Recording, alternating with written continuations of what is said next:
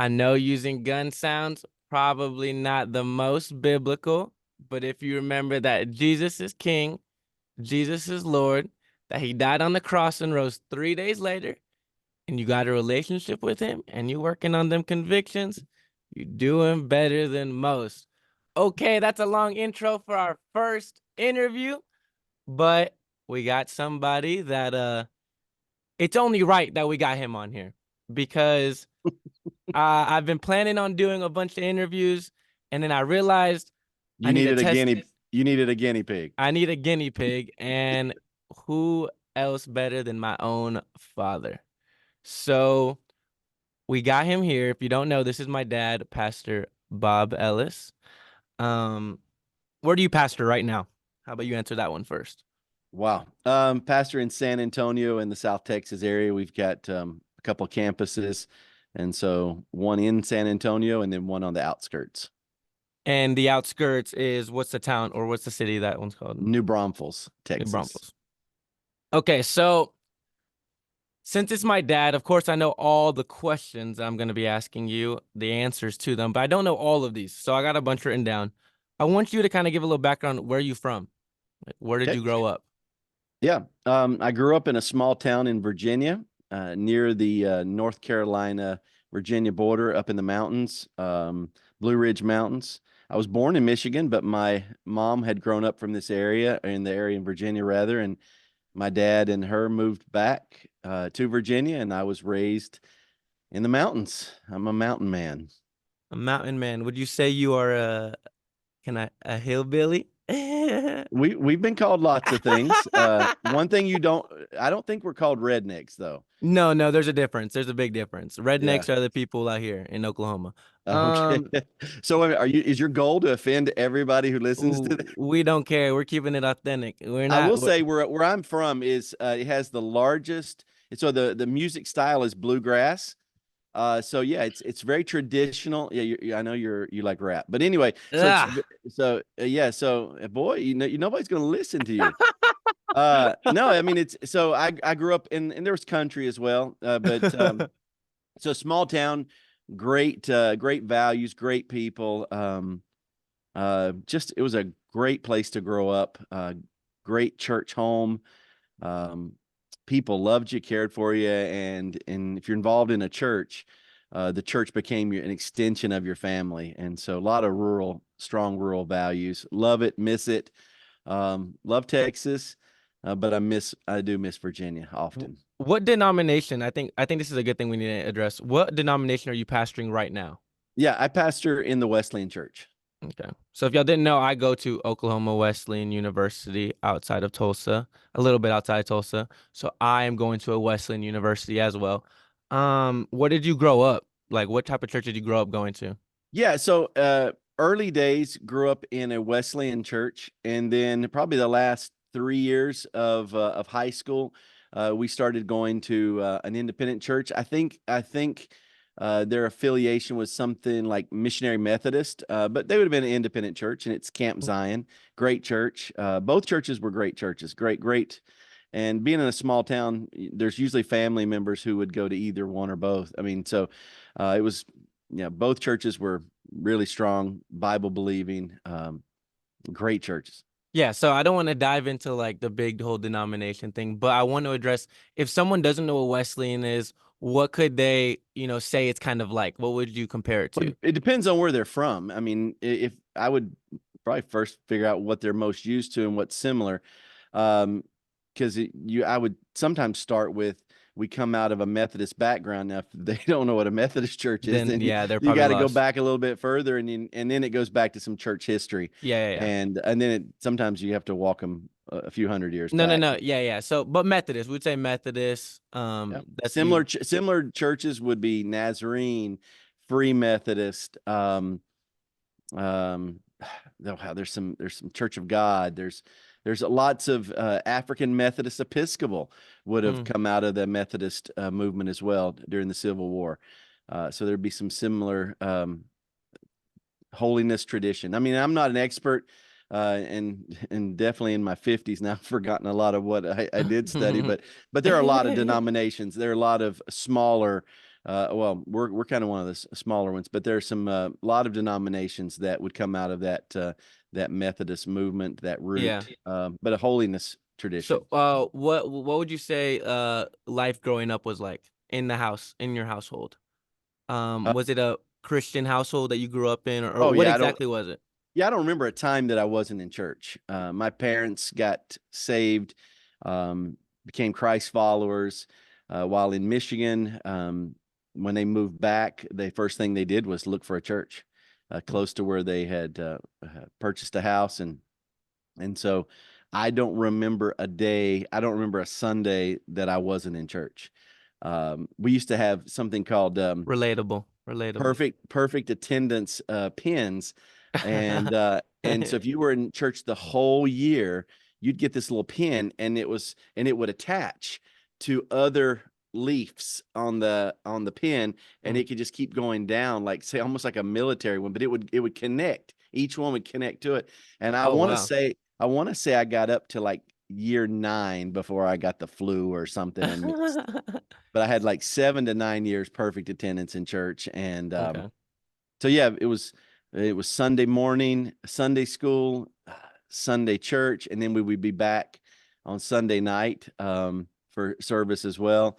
If the Cowboys were playing the Redskins, I would sneak in a radio and try to listen to that. Usually that 4 o'clock game was ending right when Sunday night church was starting. So those were some big rivalry games, and I would hide out in the nursery with an earphone in and listen to that, and then get yanked back into church. So Yeah, we're big Cowboys guys. If y'all don't like that, we don't care. I don't know why you don't like us because we don't win. But yeah, we're anyway, not a threat to yeah, anybody. I don't know why you don't like us. We don't really win anything.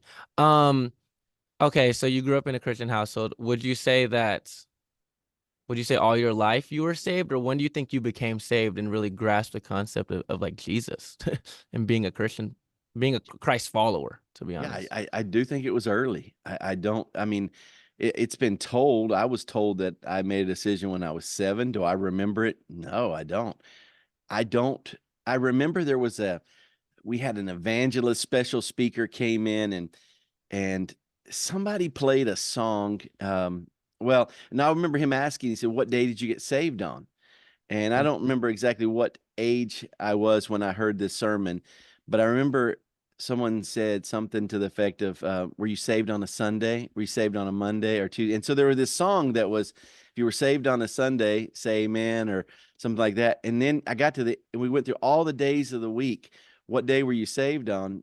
And I didn't have a day. I didn't remember. They said, if you got saved one day, say Amen. And so I said amen, but I don't remember the day I got saved. I remember when I got baptized. I waited a Yeah. little later and got baptized when I was 16. And I think a lot of it came out of just not feeling worthy enough to get baptized, not understanding Mm. baptism really well.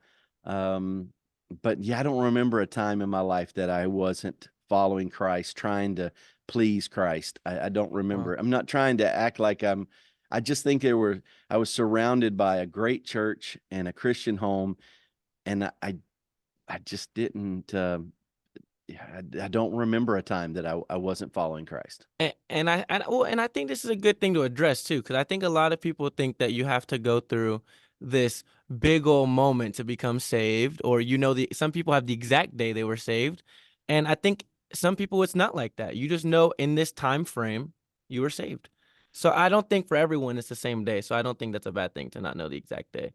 But young, you would say young as a young kid, and Yeah. growing up in a Christian household that makes sense.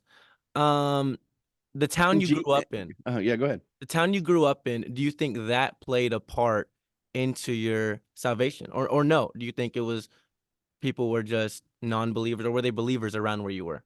There are believers and non-believers in every city and town across America, across the world. So I think the values, Christian values, were everywhere. There were also good and decent values where people treated each other the way you should be treated. But if you're asking, were people getting in trouble on a Friday night? That's everywhere. That's everywhere. Yeah, I mean, it happened. Yeah, yeah. But I would say, of course, being in the town I was in, I mean, I don't. I mean, there are people in towns who don't follow Christ. So I think it had more to do with how I was raised, who raised me, and and then also the church family. I think the church structure is it was such that uh, we were there all the time. Mm. And so I Serving. feel like I was nurtured. Yeah, we were serving, definitely serving.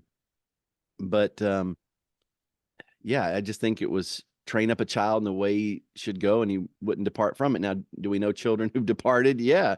Yeah. But I just think it, for me, it was that nurturing disciple. I think I was discipled.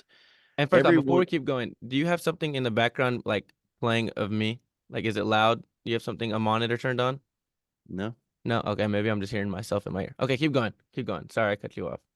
Yeah, no, I mean, I think in the church, I was discipled by, and then there were models in the church. People were modeling it. There were men modeling how to be godly men Mm, in each of the churches, and it's something you wanted to grow up to be like them. mm. And so I think that was very fundamental to my Christian training. Yeah. So the people that were there, you would say there was big leaders in your church that helped. Did you have a Oh, youth group? Did you have a oh yeah, youth group? yeah, yeah. Had a youth group. Do Yeah. you think that helped with your walk with God? Because I hear sometimes people say, man, the youth group I was with, like it was this fake lukewarm Christians and it made me not want to be in the church. But do you think was it a good experience being at church for you? Well, yeah, yeah, I wouldn't. Yeah, it didn't affect me in the negative way. I loved my youth groups. I loved. I mean, of course, there are always going to be youth who are there to goof off, and Yeah, yeah, of I course. probably took it. I was probably a little bit more intense, more serious. So it didn't. I thought it really went back to the leaders. Mm, I really didn't pay attention if the youth weren't walking the way they should, because I was looking at my eyes were focused on the leaders. Wasn't yeah. not so much the youth around me. And Well, they made it fun. We did things, and yeah, so and I think that's like a good another. I think that's a good thing. Like I think we shouldn't always associate with these bad experiences that we have at church. Like there's also great experiences that we have, and we should talk about it. And again, growing up, for me, I think we had a good little youth group. I think it came like it shrinked a little bit, and it would grow at times. But you would say it was pretty consistent for you. yeah. Oh no, there's always cycles of a few kids showing up and more kids showing up, Yeah. but I don't remember the numbers of youth that were there. What I remember are the leaders, to be honest with you. What type of size church was it that you went to? Like number Probably wise, do you think? about 120-ish, something like Mm, that. that's a good size. Which I don't think a lot of people realize that's the majority of most churches in the U.S. um, so when when do you think you got because you're a pastor now? There's two campuses you're in charge of. Um, when do you think you got the call to ministry? Yeah, I don't know that the call to pastoring is I'll put that a little bit on the back burner of this conversation. The call to ministry for me would have been probably more of a call to missions. Mm. And so I was studying at a Wesleyan school. So that was one of the things a group had come out of And what one school of was the that? Southern Wesleyan University. So it's in South Carolina. And so we had a ministry group, a team come up from the college, and they would visit the churches, the different churches, and there would be young people leading the youth. And it was just, once again, you were seeing people who would model in their 20s, model what it would look like to be a Christian. And that was inspiring. You hear about a place where there are other Christians who are going to study in after high school. And so that kind of locked into my head, stayed in my head for a little while. And then when I graduated, um, I went to Southern Wesleyan. I did play 2 years of baseball, College and athlete. yeah, I guess you could say that. Uh, there's a reason it stopped at two. So uh, you You can't beat hit the me. You curve. beat If you you can't hit beat the me. curveball, you need to move on. So uh, but yeah, it was a small school, great school. Once again, extenuation of a continuation of the things I'd grown up with, which was a family. Um, Mm, and just great environment. But it was around the summer of my the summer of my freshman year, I decided I wouldn't go back home. I was trying to experience independence and got a job. Well, I didn't have a job at first, but as I was saying, okay, I really want to do this. God, I need a job. And anyway, I landed this amazing job, and it was working in a textile mill, and it paid great. I mean, it probably paid $4 or $5 an hour more than any Man. other Oh, I college thought you were about to job. say $4 to $5 an hour. I was like, oh wow, Let's just that's say some of I think what I was making then was probably $2 or $3 more an hour than the average income now. Was not what's the minimum wage now.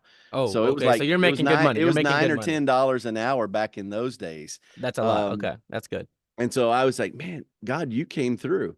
And I remember after that thinking, God, if you could come through for this small request, you probably I'll trust you for everything. Mm. It was just a simple breakthrough moment. I think I people have said for years that they saw a calling in me, but no one necessarily pushed that on me. But they said they saw that in me. So when I went to college, I didn't declare for a major. I just was that first year was just experiencing it. Then I realized I felt like God was calling me into missions, and there's a lot more of the backstory that we don't necessarily have time for, but I do feel like it was clear that the ministry I would get involved with would be particularly more Hispanic ministries, and um and it wasn't that didn't just happen at that moment. It was, I believe it was also germinating and growing and developing in me that curiosity for Hispanic cultures. Okay, okay. And And let me cut yeah, you off here. So I think this is a great point that we should stay on. You felt a calling to Hispanic ministries. Now, if you have eyes, guys, he's white. From we already said hillbilly. So we're trying to address. I'm sorry, I'm calling you a hillbilly. I think it's funny. Uh, no, but there's we're proud of that. That's okay. But what I'm trying to get at is, I think there's a lot of people that know they have a calling to ministry, but they don't know what it is. And for not everyone's supposed to be a pastor. I think that's one thing. Like, just because you feel called to ministry, that doesn't mean you have to be the main pastor preaching every Sunday. And for you, it ended up being that, but it didn't start with that. no, It started with missions. exactly. So, but where did the Hispanic come from? Like, Yeah, well, where did wait, that well come? Like, then you're gonna make me go backwards, but so it goes back to our town, and a couple of things happened during the see that would have been the mid to late 80s. Um, there was we have furniture factories in our town, and I was fortunate enough to get a job in the summer at a furniture factory. Had a next door neighbor, great next door neighbor. His name was Jerry. And man, Jerry. Jerry was awesome. Jerry is awesome. He still's awesome, and was a great friend to our family. And he was a foreman, and he gave us a job. And so once again, it was hard work, but it was honest work. Hmm. It was work that at the end of the day you were tired, but you did something, and you felt you were part of. It was part of the culture of that town. A lot of furniture factories and farming, and so those were two big industries that really made the town. Anyway, during those times, we started seeing an influx of Hispanic immigrants, and Wow. that was really new to our town. Um, and I You know remember there from were where? Like, where Hispanic immigrants? mostly from Mexico and Honduras. Okay, okay. And so when we started, it was in the factories that it was a pretty clear, vivid moment that I saw this middle aged. I mean, I'm teenager, so I assume he's middle aged. He's probably only 30, but anyway, there's this guy. He Old was sit. guy. What an old Yeah, guy. he's an old guy sitting there having lunch by himself, Hmm. and he was from Mexico, and nobody was sitting with him, so I decided I'm going to go sit by this guy. I was not a great Spanish student. I probably was a disgrace to my teacher in her training, and I didn't pay attention. But I sat by this guy, and the first thing he did was he opened up his lunch bag, and he gave me part of his lunch that his wife had made for him, Mhm. and he didn't know me. And I remember his name. His name was Ines Martinez. Don't know why, but that name, I've never forgotten him. Wow. Um, and if anything, I'm the host. I'm the host from my town. I should be taking care of him. Yeah. But I'm Yeah. also 16 and starving. And so anything he offered me, You were I'm gonna eat. taking, you were Yeah, I'm taking it. eating it. Yeah. And it just formed and I would just sit with him. I'd sit with him during breaks and I would try to learn words. And it was just something God started to spark in me, this curiosity, and which would later become a love for the Hispanic culture. Mm. And I think that's so powerful. And I think a lot of people are wondering where their calling is, and more than that, their purpose. But they know they need to serve the church. And this is for believers. And I'm addressing believers right now. Because if you're watching this video, I hope you're a believer. Like you wouldn't be this far in the video if you're not, to be honest. I think that. And so people are trying to find direction. And instead of just waiting till they're older to become some preacher, you got Yeah. involved. You got involved, which is kind of like your household was. Y'all were serving in the church. You were raised like that. And you really, if you ever watched a movie where they'll do they'll go back in time. I forgot what it's called. What it's called when they'll do uh, I don't know uh, what you're talking about, Doug. when you watch a movie it's in present day, and then it'll Oh, show you like a flashback, 10 a years flashback. ago. 10 Yeah, years ago. yeah. Yeah. So let's do a flashback. So for me to even have a concern and care for missions, I think another thing was really fundamental was my mom would serve in the children's ministry and in the youth ministry of the church, and once a month on Wednesday nights we would have a missions night. Mm, And so not only her but other people would share stories of missionaries. So missionaries were important to us. We valued people who had I given up love that. everything to go to other places, and so missions became just part of our DNA.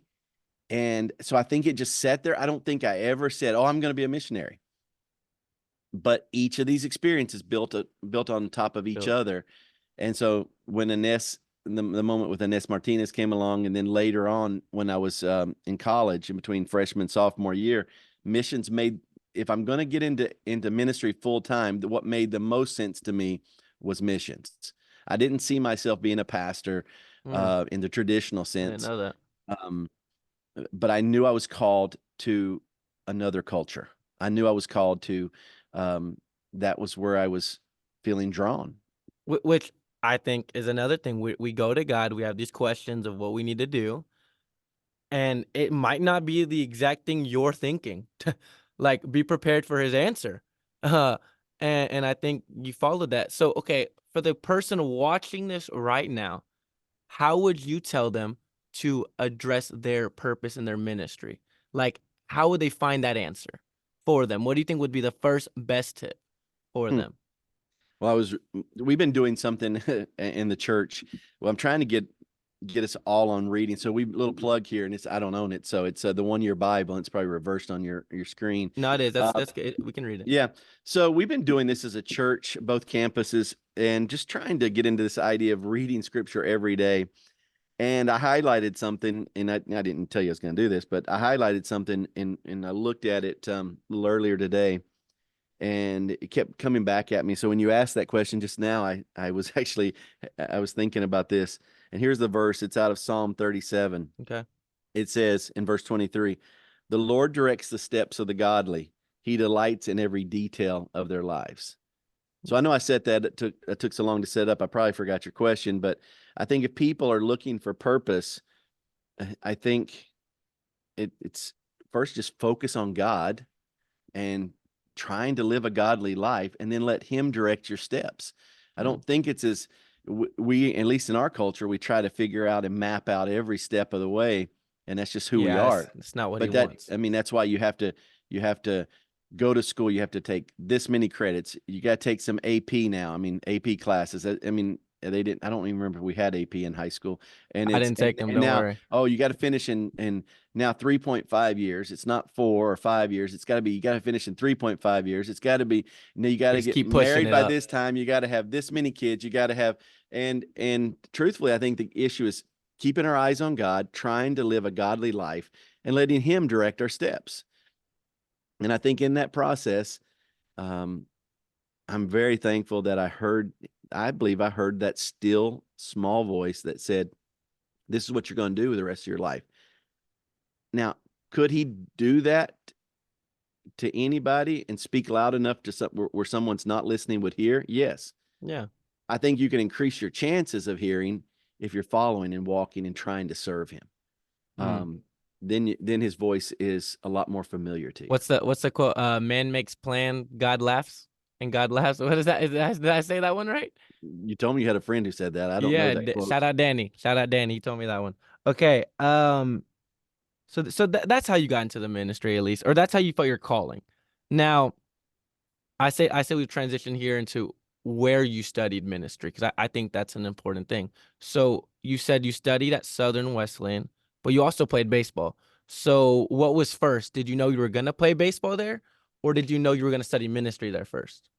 No, I didn't know I was going to study ministry. I knew it was a Christian college. I wanted to be around more Christians. Um, I knew that was something that was interesting to me to be in an environment because I loved youth camp. I went to Youth camp. Yeah, there it yeah, is. youth camp, being around other believers. And so I had a friend I met at youth camp. His name is Mike. Later became best man in my wedding. Mike and I met at youth camp. He was from around the DC area. I was in the mountains. And so Virginia, that's about 5.5 hours apart. So we didn't know each other growing up, only at youth camp. But at youth camp, we clicked. And so we had a trip down to visit the college for college days when high school seniors could go down. And he and I went down, and we both decided we're going to go to school there. Now I did like This the happened at youth camp. Y'all decided this. you know, at youth camp, they announced that any seniors that wanted to go that following year, so at junior year youth camp, they said any seniors that would like to go visit not Oak, Southern Wesleyan, could go down for college days, and they would provide transportation. So a vehicle picked up kids from the D.C. area, and passed through the southwestern part of Virginia, and then went all the way down to South Carolina, and took about 6 to 8 kids. But the importance of youth camp. In my classes, um, when I'm with a lot of the other ministry kids, and not even just them, with kids who feel a calling to ministry, period, a lot of people say at youth camp they felt a calling. Um, and that's a big deal. I think a lot of kids are like, do I go to youth camp? I don't want to go. I want to keep playing tournaments in the summer. I want to hang out with my friends. And it's like, guys, go to youth camp. You might find out something that will help your life for 20 to 30 more years. Yeah, I don't think back in those days, sports were as specialized as they are now. So I see what you're saying. you didn't see select baseball going through the summer.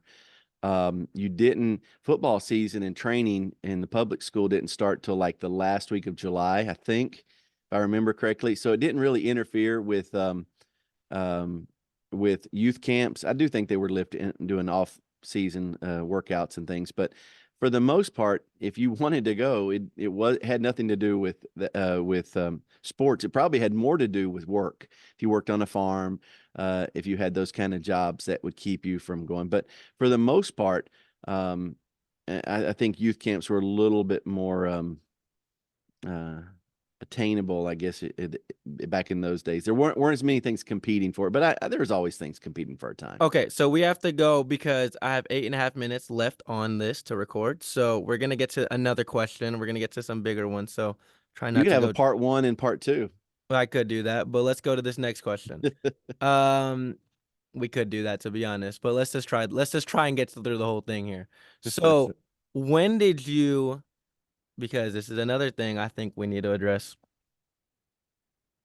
Where was the first church that you ended up planning? Yeah, I think you fast forwarded a little bit because I ended up going to the mission field. Oh, okay. Um, yeah, after college, actually during college, my summer between my sophomore and junior year, I went down with a mission called Latin American Missions, and I We spent can do two parts. We can do two parts. So don't rush here. Don't rush. Don't yeah. rush. Keep No, I'll going. just tell you, I'll just try at least get you closer to the pastoring part. But the missions part was first because that's what God was calling me to. And so I wanted to try it out and see if it could I even do this. And so there was an opportunity to go on this program put out by Latin American Missions called Spearhead. and I spent a summer in Mexico City. So I go from a very small, beautiful hometown, great roots, to the craziest. I think at that time it was either the first or the second largest city in the world. Wow. And Mexico City was, How many people live in Mexico I City? don't know that they even know. There's concentric 20 plus circles of, million. 20 plus million well, is yeah, what. some people would say 16 million, but the truth is it's probably closer to 24 million. And I don't think they know, because some little towns, I mean, so as it spreads out, this might not be Mexico City, this might be Mexico City, but it all runs together. So Mm. it's like the DFW Metroplex, something like that. You got Fort Worth, Dallas, Arlington, Big Pine. jump from your small town you grew up in. A Yeah, it big was. jump. Yeah, and it was an adventure, of course. You know, you grow up in a small town. You're thinking, hey, I'd like to see the world, and it was big. It was a little too big. A But lot there's of hope. There's hope for the small town kid to dream. Like literally, like that's what happened. That's a big well, change. well, I think even more than that is, I think now I look back and I think I prefer the small town. It's Wow. I think when you're young, you always say, hey, grass is greener on the other side, You want more. but Mexico City was not greener. In fact, it was a concrete jungle. And it was difficult. There was poverty. But it was a great experience. 2 months travel, 2 months in with a host family, learning Spanish and being exposed to all kinds of different ministry opportunities. That was great. Went back and finished up my last 2 years at Southern Wesleyan. Had to work my way through school. So the last 2 years were a little bit of a blur. I still maintained that job that I got that first summer. I think they hired me back. I worked a mini shift. So I worked about 24 to 30 hours a week and still went to college. And so I didn't have as much fun my last 2 years. Um, but I knew I was working towards something. And I ended up joining another mission that I had bumped into somebody while in Mexico City, kept in touch. And there was a program out of a professor out of Wheaton College had started a mission, he and his wife, kind of a small mom and pop mission called Christ for Children International in the middle of Mexico in a town called Fresnillo, Zacatecas. And Neo I'd Zacatecas. Zacatecas. And so anyway, I heard about it and signed up, applied, and spent 14 months in Mexico after I graduated. So I think I graduated, went back home for 2 weeks. Next thing I know, I'm in Mexico for a year and 2 months. Right to it. No hesitation. Yeah. Yeah. So that, and it was there and while I was there, and I realized that 3% of the population is evangelical Christian, very few churches. And so it was at that A point. lot of Catholicism. Oh yeah. I mean, yeah, it would be primarily Okay. Catholic country. Yeah. Okay. I was making So, sure. yeah. And so while I was there, I did get to experience a couple of really exciting and dynamic churches, but I looked around and saw the needs were so great. And the thing that jumped out at me was there needs to be more churches. And Mm. so what God started just really, once again, helping me understand, expanding more of maybe my calling, or at least what he wanted me to do with my life, was to plant churches, to be a part of a church, doing something with planting churches, starting churches where there weren't churches. And so that meant I need to go back and study. And so that opportunity that year connected me with that professor at Wheaton, and then he told me about an evangelism and missions So you went to program Wheaton College after Southern Wesleyan. Did four, after Mexico, so which you did was after. 4 years, went to Mexico, then went up to Wheaton Correct. for 1 or 2 years. It was less than two. It was in MA, so it was like see 1, 2, 3 semesters, four semesters, I think. And Wheaton's in Chicago. Chicago, yeah, outside of Chicago. Yep, Okay. yeah, it's in Chicago. Okay. So, but he was a professor there at the Billy Graham Institute of Evangelism, and he said, "I think this would be a good next step for you if you want to prepare for church planting." So I went up there. Another great experience. Another one of those opportunities where the Lord was directing my steps. I Yeah. was just trying to be faithful. I didn't know what the next step was, You're just following and him. yeah, because I think I couldn't have planned it out any better. And it was really there that as I was kind of processing what's next, then some just other opportunities came back from my days at Southern Wesleyan and some connections I'd made. Um, Someone had heard that I spoke Spanish now because year and 2 months in Mexico, and then or in Fresnillo, and then another 2 months in Mexico City. My Spanish was pretty decent. Yeah, it Um, better be, or you're not gonna live.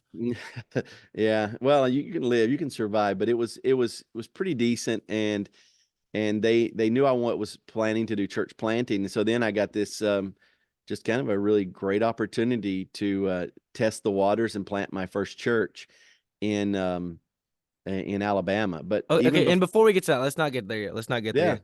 I yeah. just want to elaborate a little bit more on the connections you gained in college ended up helping you. So this whole narrative, we got to address this one part. The whole narrative that college isn't for everyone, that is true. College is not for everybody, but it is for some of y'all.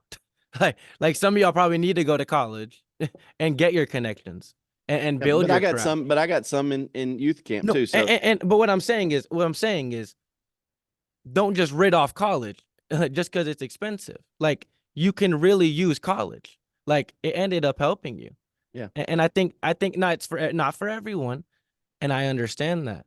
But like we gotta say, because of college, it helped you. I would say if someone's wanting to go into full-time ministry, they need some kind of a training. And whether that's through extension classes or, uh, there are intensive classes you can take, night classes and things. But I want to say one other thing before our time's up. One of You the got other things 30 that happened, seconds. yeah, one other thing that happened was being in the small town that I was, everybody knew each other. And so I needed an internship one summer to get my master's. It was one of my requirements. And a Methodist pastor, Pastor Ty Harrison, he was starting a Hispanic church, and he said, "Would you come and help me run it for the summer?" And I got He took just, a chance on you. yeah, and it was just an internship, but he let me be the pastor for a summer, and it was a great opportunity. But once again, all of it was full circle. Everybody, he didn't know me, but he knew my family because I went to a Shout different out Ty. church. Shout out Ty Harrison. Shout out Ty. Okay, Got a this lot is of the great people. end to part one. Like and subscribe if you haven't already. Now go watch part two. Okay.